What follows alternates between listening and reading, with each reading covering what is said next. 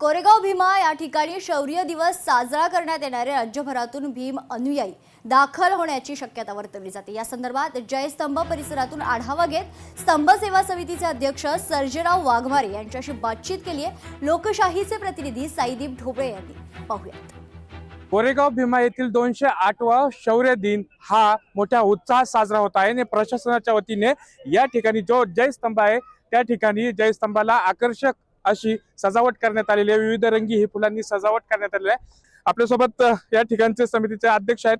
तर मला सांगा की कशा पद्धतीने किती अनुयायी येतील, साधारणतः किती लोक या ठिकाणी दाखल होतील आणि प्रशासनाच्या वतीने कशा पद्धतीने या ठिकाणी व्यवस्था करण्यात आलेली आहे? दरवर्षीप्रमाणे जी काही गर्दी आहे त्या गर्दीच्या 20 ते 25% जास्त लोक यावर्षी येण्याची शक्यता आहे। त्याचं कारण असं आहे, जे काही स्थानिक स्वराज्य संस्थांच्या निवडणुका आहेत त्या अनुषंगाने कमीत कमी 20 ते 25 लाख भीम अनुयायी या ठिकाणी येईल आणि मानवंदना देईल आणि एवढी लोक या ठिकाणी येणार आहे म्हणून जिल्हा प्रशासन सज्ज आहे। महसूल असेल, पोलीस प्रशासन असेल, आम्ही स्थानिक समिती म्हणून या ठिकाणी आम्ही काम करत असताना सर्व लोकांच्या सगळ्यांना मूलभूत नागरी सुविधा मिळण्यासाठी विशेष प्रयत्न आम्ही करत असतो। त्यांच्या सुरक्षेच्या दृष्टिकोनातून कायदा व सुव्यवस्था राखला जावा म्हणून देखील या ठिकाणी हजारोच्या संख्येने सीसीटीव्ही फुटेज असतील किंवा 13,000 पेक्षा जास्त पोलीस बंदोबस्त तैनात करण्यात या ठिकाणी आलेला आहे।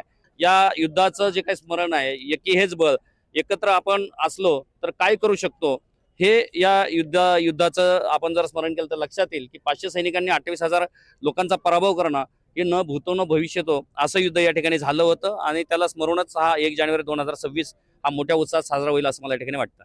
एकंदरीत पाहिलं तर ही नव्या वर्षाची सुरुवात ही अतिशय चांगल्या पद्धतीने या ठिकाणी होत असते आणि दरवर्षीप्रमाणे शासनाच्या वतीने आणि संबंधित सेवा समिती आहे यांच्या माध्यमातून हा कार्यक्रम मोठ्या उत्साहात पार पाडण्यासाठी या ठिकाणी प्रयत्न केलेले आपल्याला पाहायला मिळत आहेत। साईदीप ढोबळे, लोकशाही न्यूज, कोरेगाव भीमा, पुणे। दरवर्षी पेरणे या ठिकाणी आपण तयारी करत असतो आणि त्या पद्धतीने यावर्षी सुद्धा आपण तयारी केलेली आहे आणि त्या अनुषंगाने खूप मोठ्या प्रमाणावर वेगवेगळे डिपार्टमेंटने समन्वय साधून नियोजन करावं लागते।